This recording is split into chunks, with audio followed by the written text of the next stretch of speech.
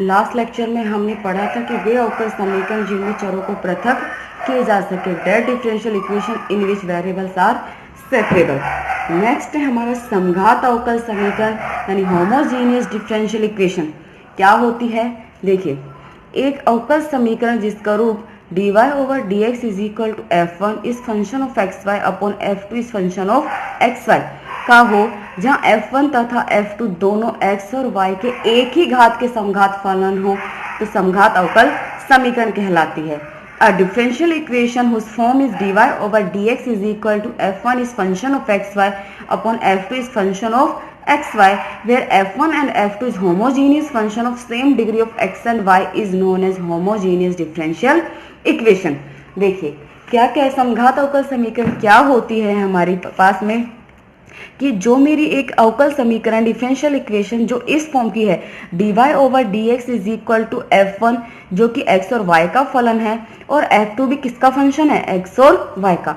f1 और f2 दोनों x और y का फलन है, लेकिन जो यहाँ पर x और y की जो घातें होंगी वो क्या होंगी? समान होंगी, ऊपर भी और नीचे भी। कि अगर ऊपर x और y यानी कि अलग अलग है एक भी, अगर एक्स वाई प्लस में एक्स स्क्वायर इस तरह के, तो ये भी कितनी घात है? 2 घात है, और ये भी 2 घात है। तो अगर f1 और f2 जो कि x और y के फलन है, अगर ऊपर दोनों में x और y समान घात के फलन है, दोनों की घातें क्या हैं? समान है, तो वो क्या कहलाती है? समघात अवकल समीकरण। अगर मैं एक एग्जांपल में बात करूं जो मैं आपको ऊपर लिखा था, एक्स वाई प्लस में एक्स स्क्वायर अपॉन में ये हो गया आपका वाई स्क्वायर प्लस में 2xy, तो देखिए यहाँ पर x और y एक और एक 2, यहाँ पर भी घात 2, ये भी 2 और एक और एक 2। यहाँ पर अगर मैं देखूँ तो ये जो मेरी घातें हैं वो कितनी हैं? 2 हैं, यानी डिग्री 2 है, तो ये मेरी 2 घात की समघात अवकल समीकरण है। ठीक है, homogeneous equation of second degree. तो समघात अवकल समीकरण होती है कि अगर इनमें x और y की घातें क्या हो? समान हो, तो वो क्या कहलाती हैं? समघात अवकल समीकरण, होमोजीनियस डिफरेंशियल इक्वेशन कहलाती है। अब इनको सोल्व करने के लिए देखो मैं आपको यहाँ समझा देती हूँ, बाकी मैं आपको नोट्स भेज दूंगी। मैंने सबसे पहले मान लिया कि f1 और f2 वो क्या है? n घात के समघात फलन है, कि f1 f2 is homogeneous function of n degree. तो आपको फर्स्ट टर्म में मैंने पढ़ाया था n घात के समघात फलन क्या होते हैं, कि f1 xy किसके बराबर हो जाएगा? x की पावर n f1 इसको f1 y is function of y upon x, और f2 is function of xy is equal to x to the power n f2 is function of y upon x। आपने first time में पढ़ लिया था कि n घात के समघात फलन क्या होते हैं? Homogeneous function of n degree.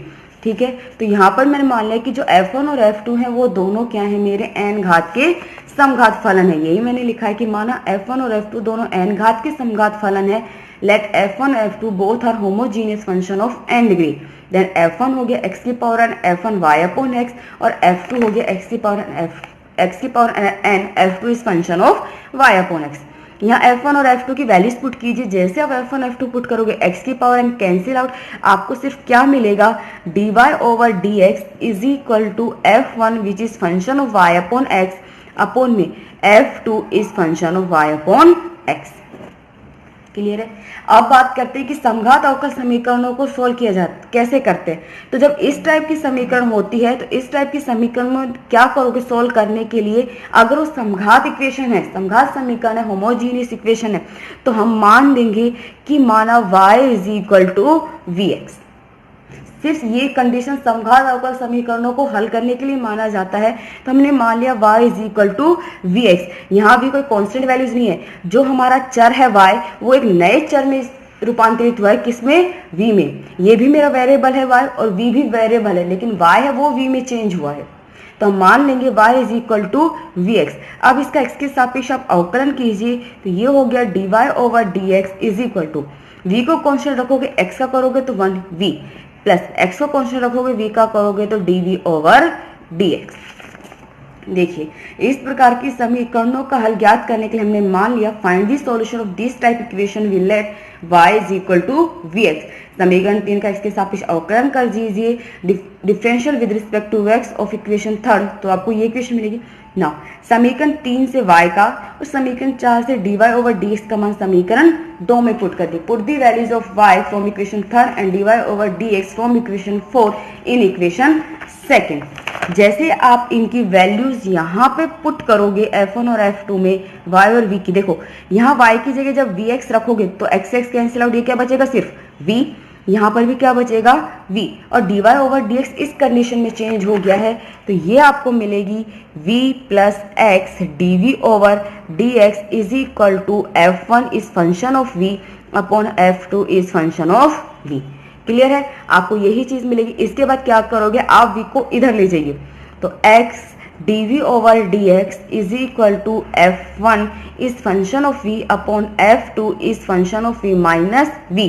LCM जब लोगे तो ये आपको मिलेगा F1 is function of v minus v, F2 is function of v upon में F2 is function of v। अगर आप देखो तो ये आपका जो कंप्लीटली फंक्शन किसका बन गया, v का, और ये x का है।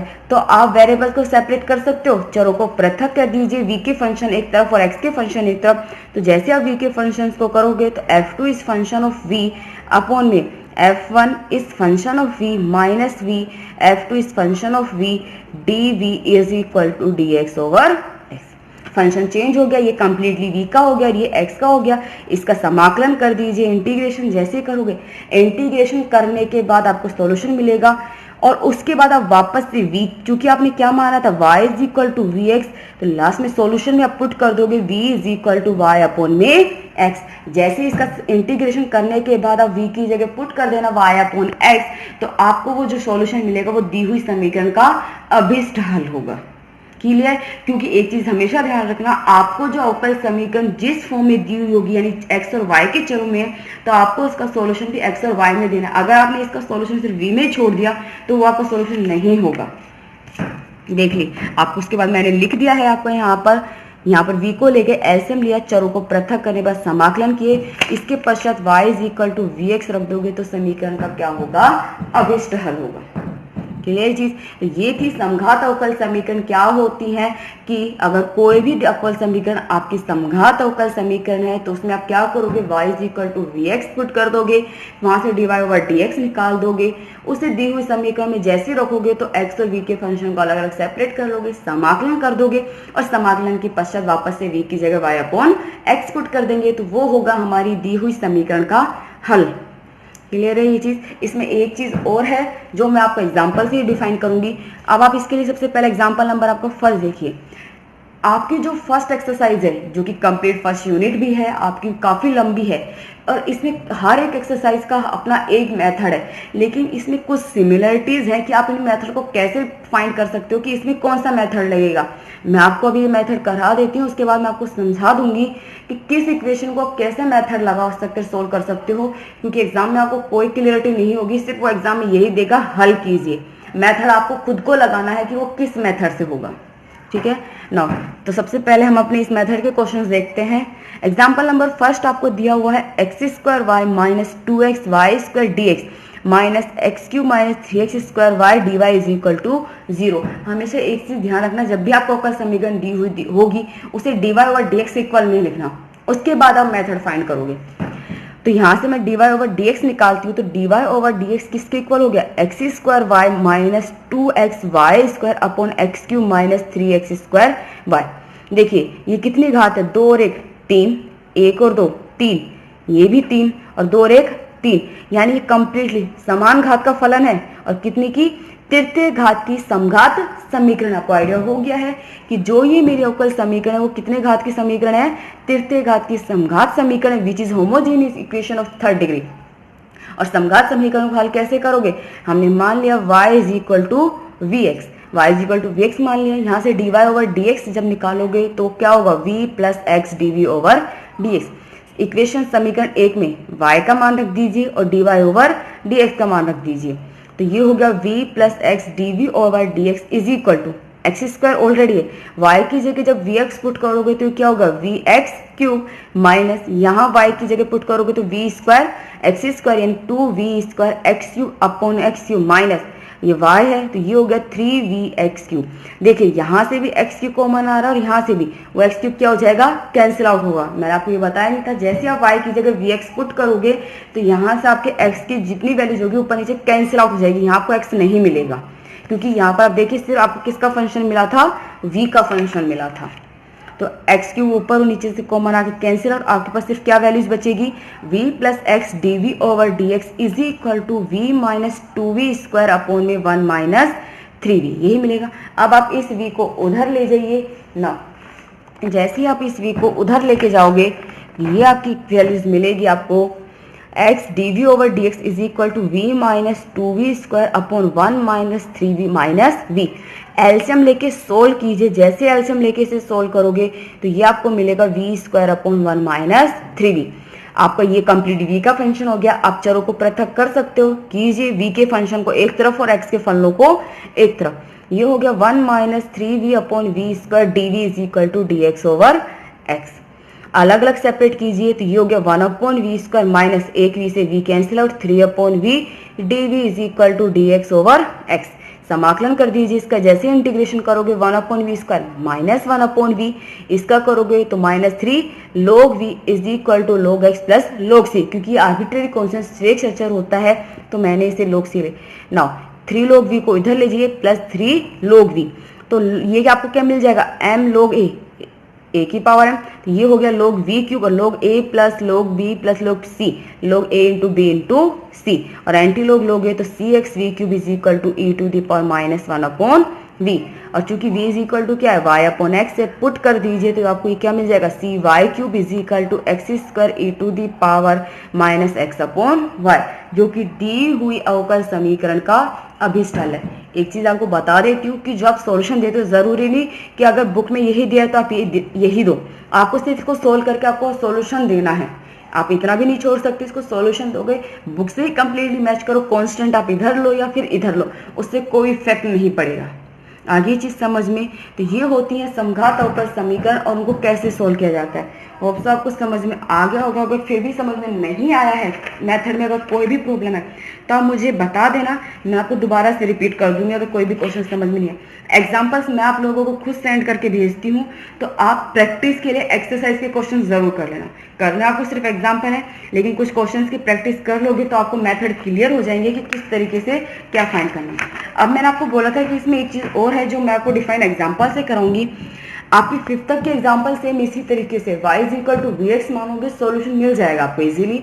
एग्जाम्पल नंबर 6 है, यहाँ देखिए आपको दिया है 1 plus e to the power x upon y d x plus e to the power x upon y of 1 minus x upon y d y is equal to 0। आपको ये चीज दी हुई है।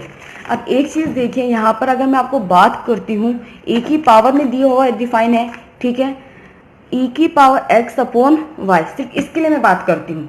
अगर आप यहाँ पे y को vx मानते हो तो एक चीज देखिए, जैसे y की जगह आप vx पुट करोगे तो आपको ये क्या मिलेगा, e की पावर 1 अपॉन v, ये मिलेगा। और आप लोगों को अच्छे से पता है कि e की पावर 1 अपॉन x का जो समाकलन है वो सॉल्व नहीं होता है। आगे चीज समझ में, e की पावर v का तो इंटीग्रेशन आप इजीली सोल्व कर सकते हो, लेकिन e की पावर 1 अपॉन v का इंटीग्रेशन सोल्व नहीं होगा और आपका ये सॉल्यूशन वहीं अटक जाएगा। आगे बस हमें तो इसमें आपको क्या चेंज किया है मैंने, क्योंकि समघात अवकल समीकरण तो ये यहाँ पर भी है, सिर्फ अब तक आपने y is equal to v x मान के किए थे, लेकिन अगर मैं यहाँ पे y is equal to v x मानती हूँ तो मुझे सॉल्यूशन नहीं मिलेगा। आप चाहो तो एक बार रफ लिख करके देख लेना y is equal to v x, आपका क्वेश्चन सोल्व नहीं होगा। तो आप इसके लिए क्या करोगे, अब तक आपने dy ओवर dx की फॉर्म में इक्वेशन निकाली थी, यहाँ आप निकालोगे dx ओवर dy, तो चेंज किस में हो जाएगा, x की जगह y और y की जगह x, यानी अब आप इसमें मानोगे x is equal to v Y.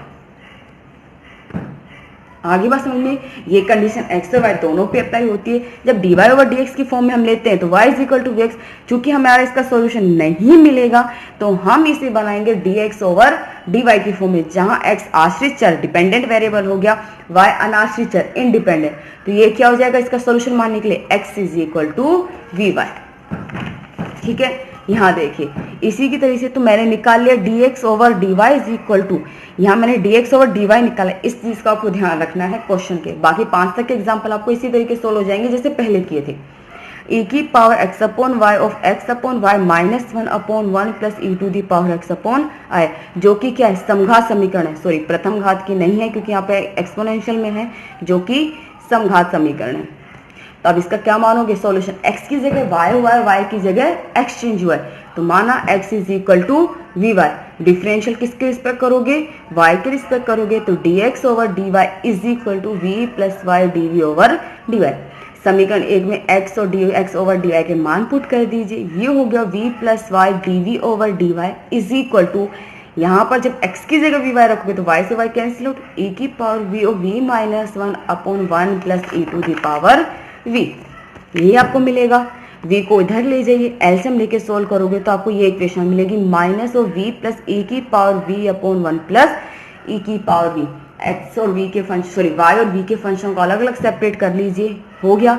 समाकलन कीजिए, समाकलन में आप इसको t मान लोगे तो 1 प्लस ई की पावर v dt में चला जाएगा, तो इसका समाकलन हो गया log v प्लस ई की power v is equal to minus log y plus log c, यानी यहाँ log a minus log v, log a upon v anti log लेके log कैंसिल आउट, तो ये हो गया v प्लस ई की power v is equal to c upon y, यानी y v plus e की power v is equal to c। v की जगह पुट कर दीजिए x अपॉन y, तो ये हो गया x plus y e to the power x upon y is equal to c, जो कि आपकी दी हुई अवकल समीकरण का अभिष्ट हल है। तो सिर्फ इसमें इतना सा ही डिफरेंस था, क्योंकि अगर कई बार आपको x अपॉन y में अगर ये कोस भी होता, साइन में भी होता, अगर कोस x अपॉन y आपको दिया हुआ होता तो वहां पर भी y की जगह dx कोस 1 अपॉन v का इंटीग्रेशन कोई सोल्व नहीं है, तो वहां पे भी आप dx ओवर dy मानते, तो इस चीज का जरूर ध्यान रखना है इस क्वेश्चन में। तो इक्वेशन अगर y अपॉन एक्स की फॉर्म में बन रही है तो इजीली dy ओवर dx बनाना, अदरवाइज x अपॉन y है तो dx ओवर dy, आपको सिर्फ इतना सा चेंज करना है। अगर आप मैं आपको क्वेश्चंस आपको भेज दूंगी, प्रैक्टिस के लिए आप एक्सरसाइज के क्वेश्चन जरूर कर लेना, और अगर इस मेथड में आपको कोई भी डाउट है, अगर समझ में नहीं आया है तो आप मुझे बोल देना, मैं आप लोगों को फिर से समझा दूंगी, लेकिन आप लोग इसकी प्रैक्टिस जरूर कर लेना।